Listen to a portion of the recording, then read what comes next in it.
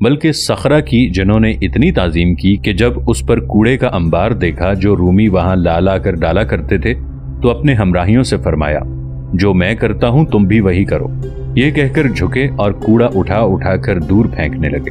ساتھیوں نے بھی آپ کی تقلید کی، یہاں تک کہ نام کو گندگی باقی نہ رہی۔ اس دن سے صخرہ مسلمانوں کی نگرانی میں آ گیا۔ تان کے عبد الملک بن مروان نے بڑی توجہ سے اس پر ایک گنبد تعمیر کرایا جو فن تعمیر میں ایک مثالی حیثیت رکھتا ہے۔ یہ عمارت نہ صرف اس کی بنائی ہوئی مسجد اقصیٰ اور مسجد حرام سے بازی لے گئی، بلکہ اپنی زندگی میں جتنی مسجدیں بھی اس نے تعمیر کرائیں ان میں سے ایک بھی اس کا جواب پیش نہ کر سکی۔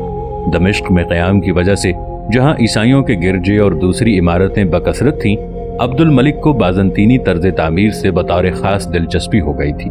یہی وجہ ہے کہ جتنی مسجدیں اس نے تعمیر کرائیں وہ اپنے اندر نگاہ و دل کی کشش کا پورا سامان رکھتی تھی۔ بیت المقدس تشریف لانے سے حضرت عمر رضی اللہ عنہ کا جو مقصد تھا وہ پورا ہو گیا۔ چنانچہ جس رستے سے آپ تشریف لائے تھے اسی رستے مدینہ واپس ہو گئے۔ جابیہ پہنچ کر فاروق اعظم رضی اللہ عنہ نے کچھ دن قیام فرمایا اور اس کے بعد اپنے گھوڑے پر روانہ ہو گئے۔ امیر المؤمنین رضی اللہ عنہ نے فلسطین میں جو کام کیے تھے ان کی اطلاع حضرت علی رضی اللہ عنہ اور دوسرے مسلمانوں کو مل چکی تھی۔ چنانچہ مدینے کے باہر انہوں نے آپ کا شاندار استقبال کیا۔ وہ ایسا کیوں نہ کرتے جبکہ عراق کی طرح شام بھی کلیتاً ان کے قبضے میں آ گیا تھا، اور ان کا شاندار استقبال کیوں نہ کیا جاتا جبکہ حضرت عمر رضی اللہ عنہ ہی وہ پہلے مسلمان تھے جنہوں نے اس دن سے لے کر جس دن اللہ نے دنیا کے گوشے گوشے میں اپنے دین کی تبلیغ و اشاعت کے لیے رسول اللہ صلی اللہ علیہ وآلہ وسلم کو مبعوث فرمایا تھا آج تک اس نوعیت کا سفر کیا تھا۔ آپ کا کیا خیال ہے؟ حضرت عمر رضی اللہ عنہ اللہ کی بخشی ہوئی ان فتوحات پر قانع ہو کر اپنی حکومت کی تنظیم اور وحدت کے استحکام میں مصروف ہو جائیں کہ یہی ان کی تمنا ہے، اور اسی لیے وہ چاہتے تھے کہ ان کے اور ایرانیوں کے درمیان کوئی آگ کا پہاڑ ہوتا جو ایرانیوں کو ان کی طرف آنے نہ دیتا نہ انہیں ایرانیوں کی طرف جانے دیتا، اور اسی لیے وہ آرزو کرتے تھے کہ ان کے اور رومیوں کے درمیان ایک دیوار ہوتی جو رومیوں کو ان سے اور انہیں رومیوں سے بے خبر کر دیتی۔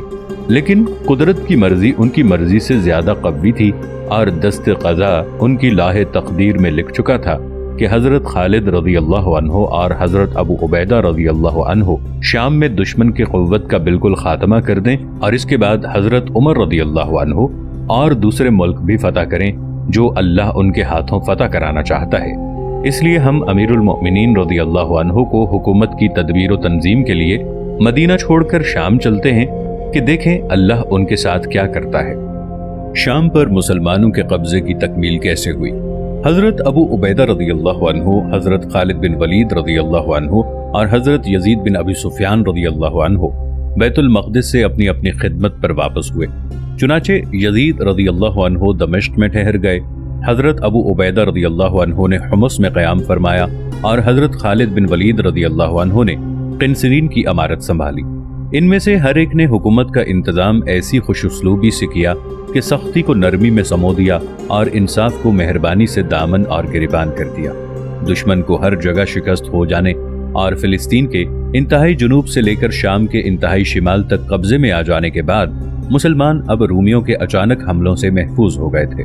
لیکن اہل جزیرہ جو عراق اور شام کے درمیان آباد تھے اور جن کے بھائیوں کی بستیاں حضرت سعد بن ابی وقاص رضی اللہ عنہ کے آدمیوں نے حیت، تکریت، موصل اور قرقیسیہ میں مسمار کر دی تھی، اپنے بھائیوں کی بربادی کے بعد سے آتش بجاں تھے، بلکہ انہیں نظر آ رہا تھا کہ اگر عراق کی طرح مسلمان شام میں بھی شہر پر شہر فتح کرتے، قبائل کو اپنا اطاعت گزار بناتے اور اسلام قبول نہ کرنے والوں پر جزیہ عائد کرتے ہوئے یوں ہی آگے بڑھتے رہے تو ایک نہ ایک دن ان کی اپنی آبادیاں بھی غازیان اسلام کی زد میں آ جائیں گی۔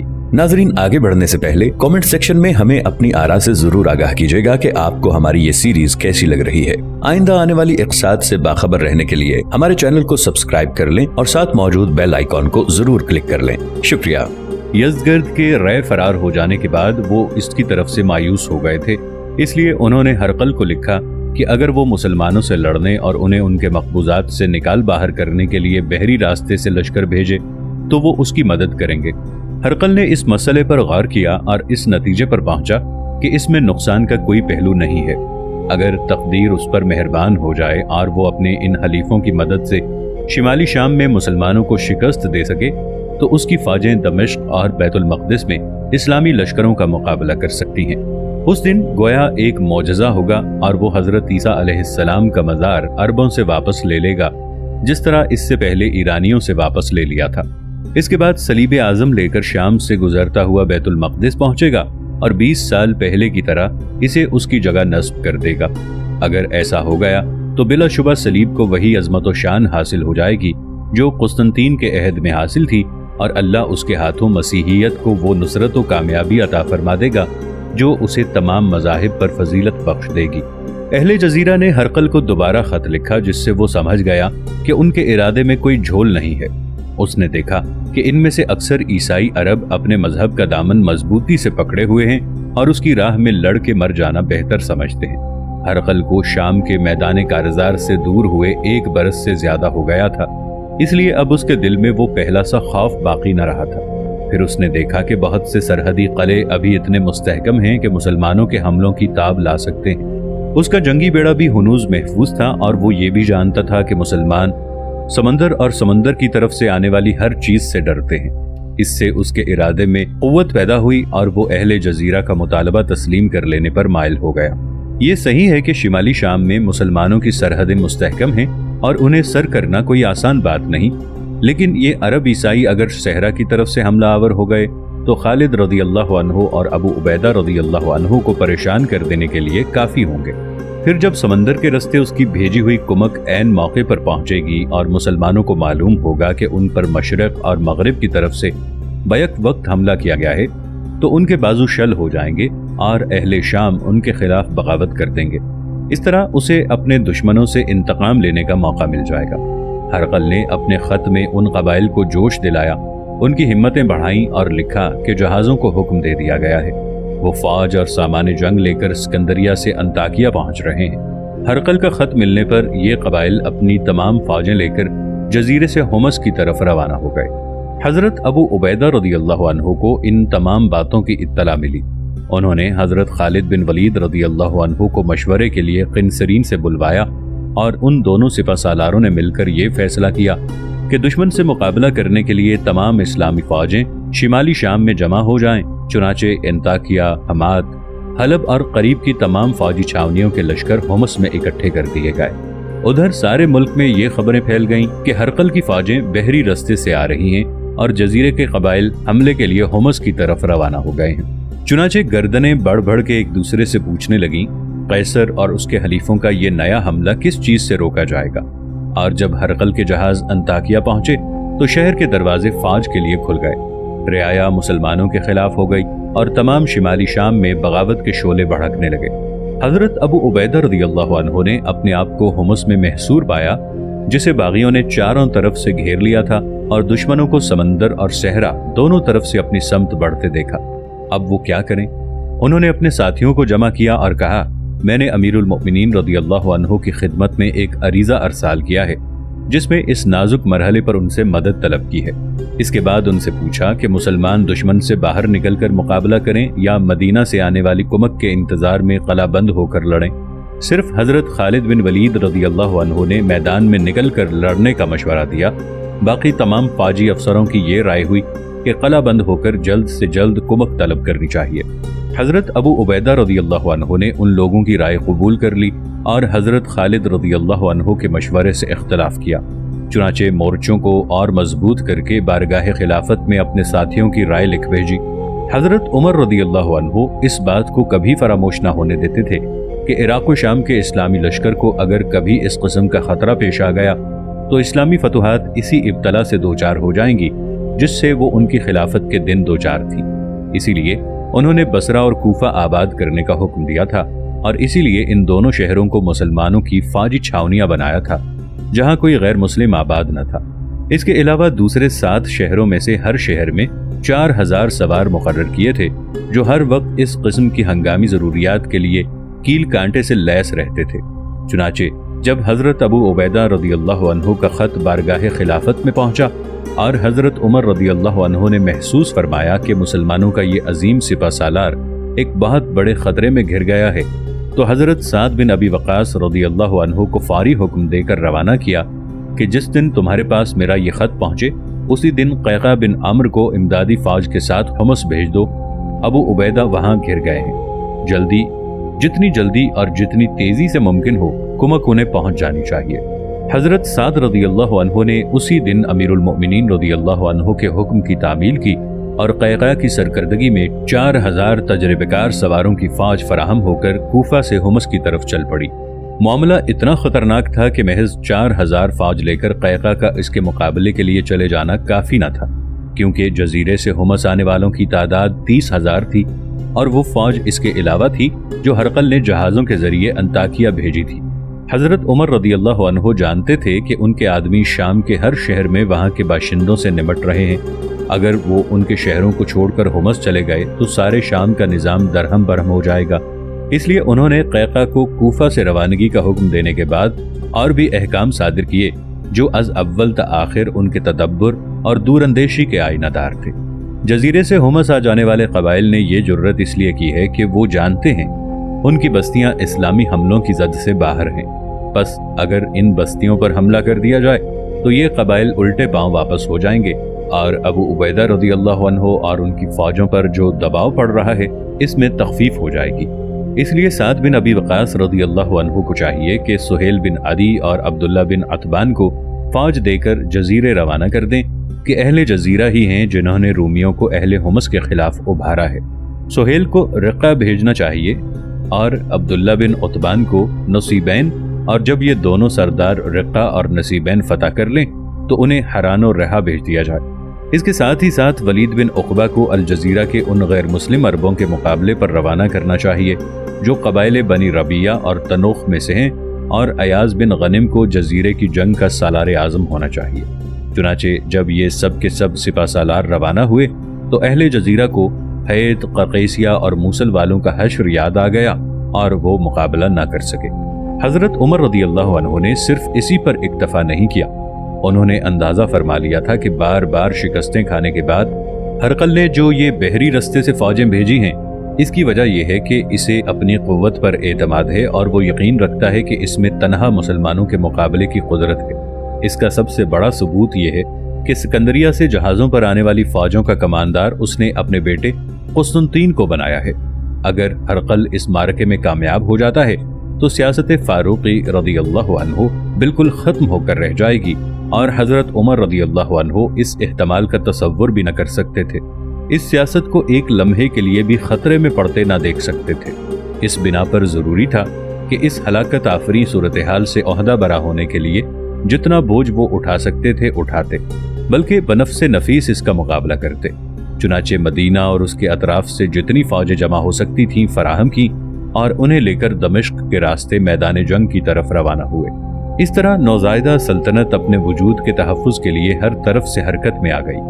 कैका हज़रत अबू उबैदा रदियल्लाहु अन्हु की मदद के लिए बर्क़ रफ्तारी से रवाना हुए। सुहेल बिन अदी, अब्दुल्ला बिन उतबान, वलीद बिन उक़बा और अयाज बिन गनम अहले जजीरा की गोशीमाली के लिए चले और हज़रत उमर रदियल्लाहु अन्हु ने हुमस के इरादे से मदीना छोड़ा। ये खबरें जजीरा नुमाए अरब की तरह इराक़ व शाम में भी फैल गईं और जजीरे के उन कबाइल के साथ जो मुहासरे के लिए आए थे हज़रत अबू उबैदा रदियल्लाहु अन्हु और उनके साथियों को भी मिली। हज़रत अबू उबैदा रदियल्लाहु अन्हु को इन खबरों से इत्मीनान हो गया, लेकिन कबाइल ने यकीन कर लिया कि जो हरकत उन्होंने की है इसके बाद मुसलमान उनकी बस्तियों का कोई लिहाज नहीं करेंगे और उनका भी वही हश्र होगा जो इससे पहले मूसल, हैत और क़रक़ैसिया का हो चुका है। चुनाचे उनके दिल उखड़ गए और उन्होंने जहां से आए थे वहीं वापस हो जाना बेहतर समझा कि शायद उनकी वापसी ही उनके कसूर की कुछ तलाफी कर दे। एक दिन हज़रत अबू उबैदा रदियल्लाहु अन्हु जो सोकर उठे तो मालूम हुआ कि जजीरे के कबाइल अपने मुल्क वापस चले गए हैं और उनके मुकाबले पर अब सिर्फ हरकल का लश्कर रह गया है। उन्होंने अपनी फौज के सरदारों को बुलाकर कहा कि वो रूमियों के मुकाबले को मैदान में निकलना चाहते हैं। ये सुनकर हज़रत खालिद बिन वलीद रदियल्लाहु अन्हु बहुत खुश हुए और कहा, इससे पहले कि रूमी इस नई सूरत हाल का कोई इंतजाम करें उन पर फौरन हमला कर देना चाहिए। रोमियों ने जो ये देखा कि कबाइल उन्हें छोड़कर चले गए हैं और मुसलमान उनसे लड़ने के लिए हुमस के मोर्चों से निकल रहे हैं तो समझे कि उनके खिलाफ साजिश की गई है और हैरत ने उन्हें घेर लिया। हज़रत अबू उबैदा रदियल्लाहु अन्हु ने उन पर हमला कर दिया اور رومیوں کی قوت حیرت سے اتنی مغلوب ہو گئی کہ اس حملے کو بھی نہ سہار سکی۔ حالانکہ اگر قبائل رومیوں کو چھوڑ کر نہ چلے جاتے تو ان میں واقعی اتنی طاقت تھی کہ حضرت ابو عبیدہ رضی اللہ عنہ اور حضرت عمر رضی اللہ عنہ کے اندیشے اپنی جگہ بالکل درست تھے، لیکن ان کی حیرت نے ان کے مقابلے کی قوت کو اتنا کمزور کر دیا کہ انہیں شکست کھانی پڑی، اور اس سے پہلے کہ قیقاع بن عمرو حمص اور حضرت عمر فاروق رضی اللہ عنہ شام کے رستے میں جابیہ پہنچے، وہ بھاگ کھڑے ہوئے۔ جب حضرت عمر رضی اللہ عنہ جابیہ پہنچے، حضرت ابو عبیدہ رضی اللہ عنہ کا قاصد ملا اور اس نے بیان کیا کہ قیقاع کے حمص پہنچنے سے 3 دن پہلے ہی اللہ نے مسلمانوں کو رومیوں پر فتح یاب کر دیا، اور رائے معلوم کی کہ قیقاع اور ان کی فوج کو مال غنیمت میں سے حصہ دیا جائے یا نہ دیا جائے۔ حضرت عمر رضی اللہ عنہ مطمئن ہو گئے اور اس خبر کے بعد سفر جاری رکھنے کی ضرورت محسوس نہیں فرمائی۔ وہیں سے حضرت امیر الامت رضی اللہ عنہ کو خط لکھا کہ اہل کوفہ کو مال غنیمت کی تقسیم میں شریک کیا جائے، کہ ان کی آمد کی خبر ہی نے دشمن کے دل پر رعب طاری کیا، جس کی وجہ سے اس نے شکست کھائی۔ اللہ کوفہ والوں کو جزائے خیر دے کہ اپنے علاقے کی حفاظت اور دوسرے شہر والوں کی اعانت کرتے ہیں، اور اس کے بعد مدینے کی طرف کوچ فرما دیا۔ آپ کا کیا خیال ہے؟ ہرقل کی فوجیں یہاں سے قنسرین یا حمات یا ان شہروں میں گئیں جن میں فتنہ و بغاوت کے شعلے بھڑک رہے تھے، کہ مسلمانوں کے لڑنے کے لیے اپنی صفیں درست کی، یا مسلمانوں نے تعاقب کر کے ان کا صفایا کر دیا؟ اور یہ کہ حمص میں مسلمانوں کی فتح و نصرت کی خبر سن کر حلب، انطاکیہ اور دوسرے مضبوط و مستحکم قلعوں کے باغیوں نے کیا کیا؟ مورخین اس سلسلے میں کوئی ایسی بات نہیں لکھتے جو صحیح طور پر ہماری رہنمائی کر سکے۔ گمان غالب یہ ہے کہ روم کے جو ہزیمت خوردہ سپاہی موت کے منہ سے بچ سکے وہ انطاکیہ کی طرف بھاگ گئے، اور وہاں سے جہازوں میں بیٹھ بیٹھ کے سمندر کے رستے اسکندریہ یا بزنطینیہ کی طرف چلے گئے۔ اس شکست کے بعد ان پر اور قیصر پر اتنی مایوسی چھائی کہ وہ پھر کبھی شام کا رخ نہ کر سکے۔ ادھر باغیوں کو جب یہ معلوم ہوا کہ رومی فوجیں جہازوں پر بیٹھ کر فرار ہو گئی ہیں تو ان کی بغاوت بھی اپنی موت آپ مر گئی۔ چنانچہ حضرت خالد بن ولید رضی اللہ عنہ قنسرین واپس ہو گئے، اور شمالی شام کے ہر امیر نے اپنی اپنی امارت سنبھال لی۔ ان سب کو اطمینان تھا کہ حالات سکون پر آ گئے ہیں اور اب انہیں کوئی چیز پریشان کرنے والی نہیں ہے۔ لیکن حضرت خالد بن ولید رضی اللہ عنہ قنسرین میں زیادہ دن نہ ٹھہر سکے۔ عراق سے جو فوجیں اہل جزیرہ کی گوشمالی کے لیے بھیجی گئی تھیں، اور جن میں سہیل بن عدی، عبداللہ بن عتبان اور ولید بن عقبہ کے جھنڈے ایاز بن غنم کی کمان میں تھے، جب ان قبائل کی بستیوں میں پہنچیں جنہوں نے ہرقل کا ساتھ دیا تھا تو یہ قبائل حمص سے واپس ہونے شروع ہو گئے تھے۔ سہیل بن عدی اپنے لشکر کو لے کے فراد کے رستے رقہ پہنچے۔ رقہ والے قلعہ بند ہو گئے، اور جب سہیل نے ان کا محاصرہ کر لیا تو ایک دوسرے سے کہنے لگے، ہم اہل عراق اور شام کے بیچ میں ہیں، پھر ہمیں کیا ضرورت پڑی ہے جو ہم ان کی یا ان کے جنگ میں شامل ہوں؟ انہوں نے واسط میں ایاز بن غنم کے پاس صلح کا پیغام بھیجا، اور سہیل بن عدی نے ایاز کے حکم سے کہ وہی امیر لشکر تھے ان سے صلح کر لی اور انہیں ذمیوں کے زمرے میں شامل کر لیا۔ عبداللہ بن عتبان دجلہ کے کنارے کنارے موصل پہنچے اور وہاں سے دریا عبور کر کے نصیبین کی طرف چلے۔ نصیبین وہی مقام ہے جو آج کل دیار بکر کہلاتا ہے۔ نصیبین والوں نے صلح کی درخواست کی، اور جو شرائط اہل رقہ سے کی گئی تھی انہی شرائط پر ان سے بھی صلح ہو گئی۔ ولید بن عقبہ اور بنو تغلب جزیرے کے عربوں کی طرف بڑھے، ان لوگوں نے بھی اطاعت قبول کر لی، لیکن بنو ایاد ارض روم کی طرف کوچ کر گئے۔ ولید نے اس کی اطلاع حضرت عمر رضی اللہ عنہ کو مدینہ میں بھیجی، اور ان لوگوں کے متعلق بارگاہ خلافت کے حکم کا انتظار کرنے لگے۔ اس کے بعد ایاز، سہیل اور عبداللہ بن عتبان کو اپنے ساتھ لے کر حران کی طرف روانہ ہوئے۔ رستے میں جتنے مقامات پڑے ان پر قبضہ کرتے ہوئے حران پہنچے۔ وہاں کے باشندوں نے جزیے پر صلح کر لی اور ان کے ساتھ ذمیوں کا سا سلوک کیا گیا۔ بالکل یہی کچھ اہل ربا نے کیا جب سہیل بن عدی وہاں پہنچے، اور اس طرح سارے کا سارا جزیرہ مسلمانوں کے زیر نگیں آ گیا۔ اس ملک میں کوئی خاص دقت پیش نہ آئی، بلکہ یہ بہت آسانی سے فتح ہو گیا، اور اس کے فتح ہو جانے سے عراق اور شام میں مسلمانوں کا اقتدار ایک دوسرے سے ہم آغوش ہو گیا۔ تعجب ہے کہ جو قبائل ہرقل کو خط لکھ لکھ کے اسے اپنی مدد کا یقین دلاتے ہیں وہ اتنی جلدی مسلمانوں کے مقابلے میں گھٹنے ٹیک دیتے ہیں، لیکن ان کی طرف سے یہ عذر پیش کیا جا سکتا ہے کہ انہوں نے رومیوں کو اپنے دشمن کے سامنے سے بھاگتے دیکھا، اور انہیں یقین ہو گیا کہ یہ مسلمان ان کے لیے موت کا پیام بن کر بھیجے گئے ہیں، اس لیے ان کا مقابلہ فضول ہے، और बेहतरी इसी में है कि उनसे मुसालहत कर ली जाए।